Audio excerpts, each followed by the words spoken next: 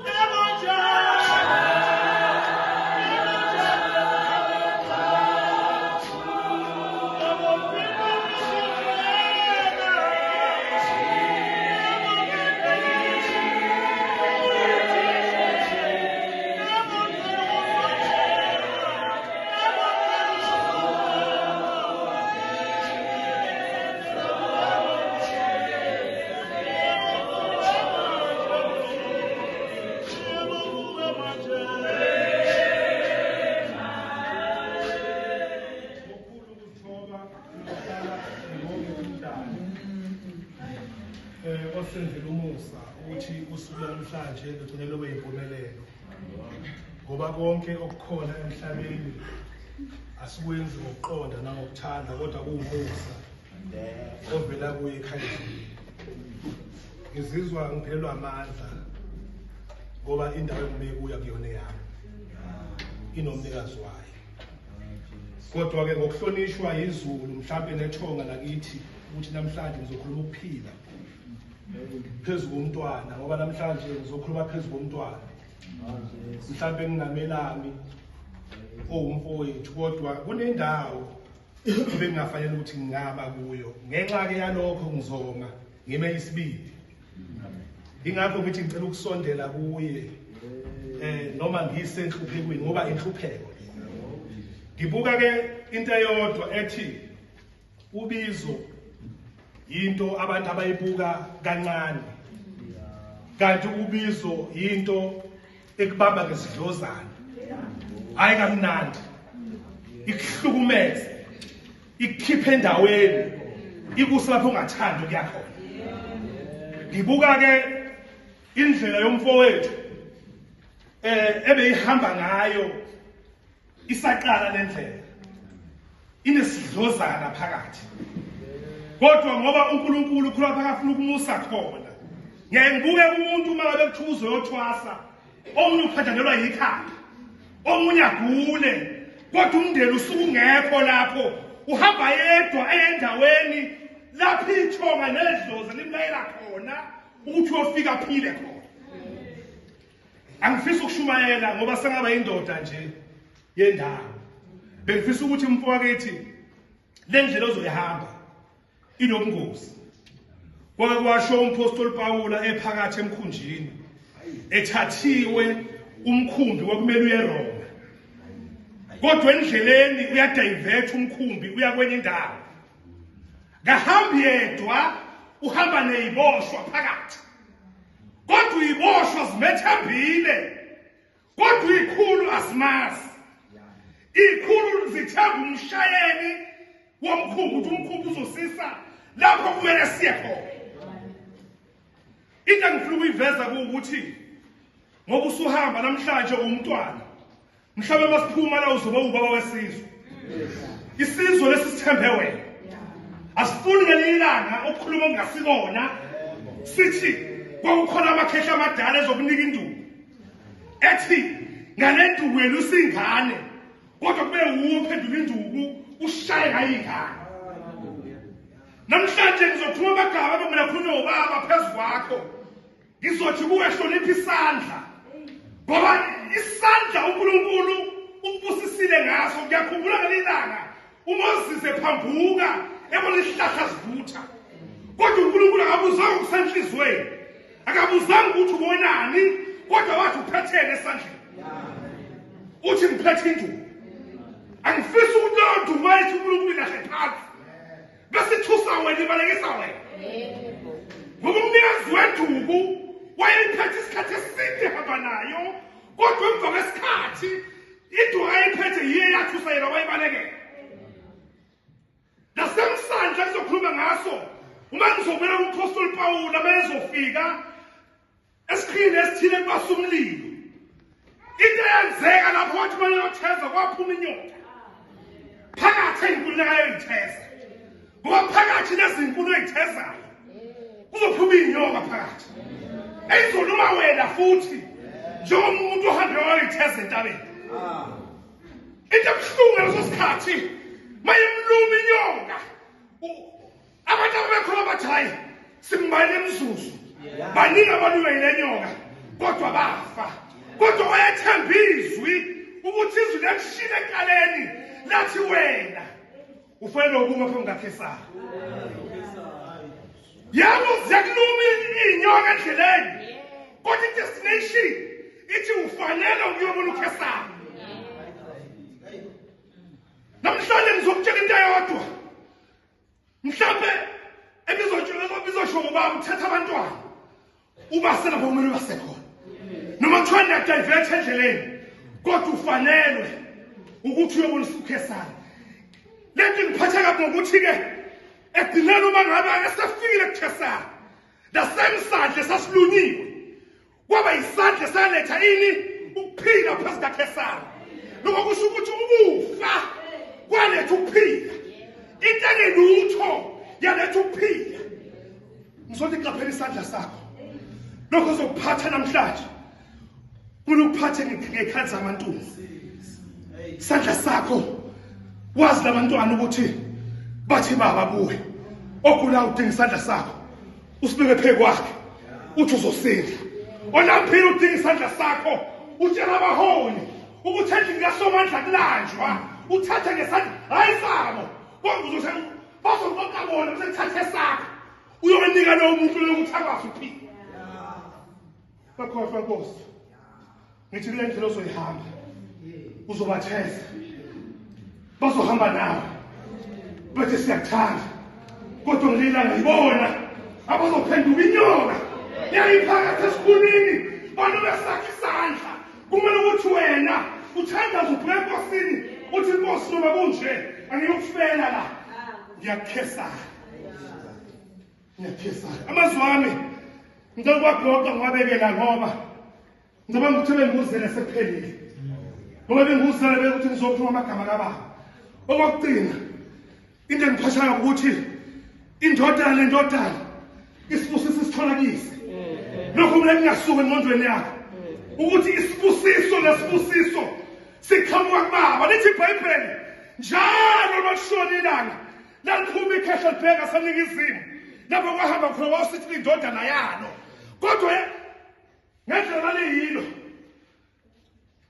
indodana yayicabanga ukuthi ikhehla lisondile kanti ikhehla lisondanga lihlusha ama-surroundings abantu abekaki ikhehla babetshela njalo ukuthi loya muntu uyisigebengu uphuco kwakho uphila wafuna ifa uphila ama-surroundings kwangalona ikhehla lenza into elula yonke leminyaka lalikhulisa itho lithi ngelinye ilanga indodana yami iyoqhamuka ibuye ezweni eyekhona ibuyanga nabantu kodwa yabuya yodwa mayefika ubhuti omdala efika kulo kuyise uthi baba kwenzeka kanjani ukuthi ngihlale nawe unganginiki lutho ngoba bakhona abanenhliziyo yabhuti omdala bakhona abanenhliziyo yabhuti omdala ukuthi ngihlale nawe ngiloyali nawe awukwazi ungenzele lutho kodwa uthi baba khiphani ithole elikhuluphalisiwe makade ukhipha ingubo entsha ungase umntanakhe egcinana ukhipha indandatho urenew ama-vows ukuthi wena uyindodana ngehlale kunje qaphela isandla sakho ngiyabonga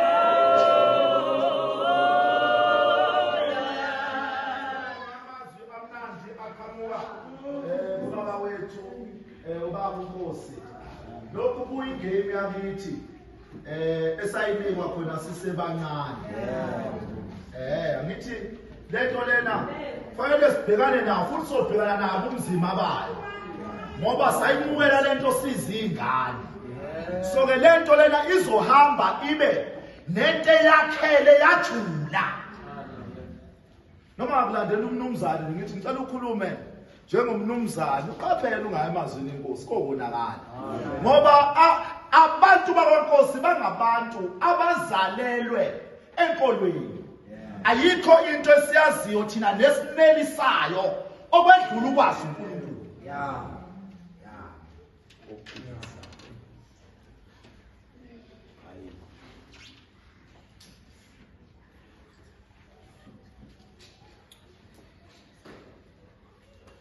singanakho konke kodwa konke kube ngathi akukho.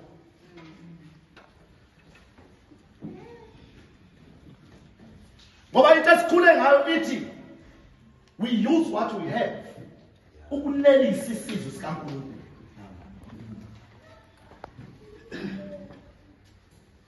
From ekuncane ngiyabonga ngoba imfika zami zisho ukuthi ziyangithinta nami. Asiye lapha yana sizoya kusisi wethu sisinompilo. Ngicela uze sisi uzokhuluma nawe ekhona okusho.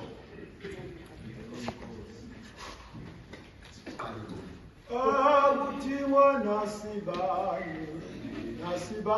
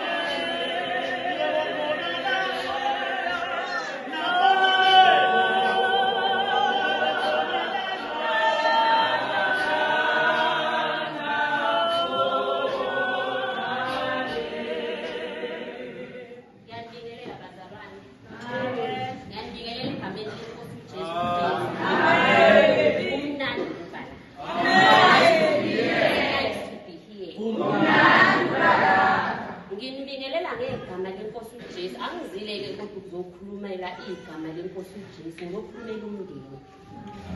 Ngikhuluma nginele amaphazima ubhuti wami lo. Angizokhuluma ukuthi umfundisi ngoba ngumndeni namhlanje. Ubhuti wami lo umphazima kalanga owabankosi into engeke iziphinde ishintshe nani nangikhuluma ngisho ngathi wani. Uma namhlanje ezothatha isibusiso ngithola ithuba lokuthi angikhulume na. Uyazi ukuthi kukhona into angizukushumayela ngoba ukushumayela njengoba besho bami ukuthi sakhula ngalivangeli sishumayela. Ngithe mase ngikhula ngabona ukuthi iBhayibheli kuye nangokugaba ukuthi uyakwazi ukukhuluma. Ugcina sekushumayela kakhulu abantu abangalungile. So ngisafuna ukushumayela kakhulu ngoba ngesikhathi ngishumayela nabo bayashumayela. Ngifuna nje ngizowakhotha amaze inkosi ngoba sakhuliswa ngawo angikhathali ngisho kwenza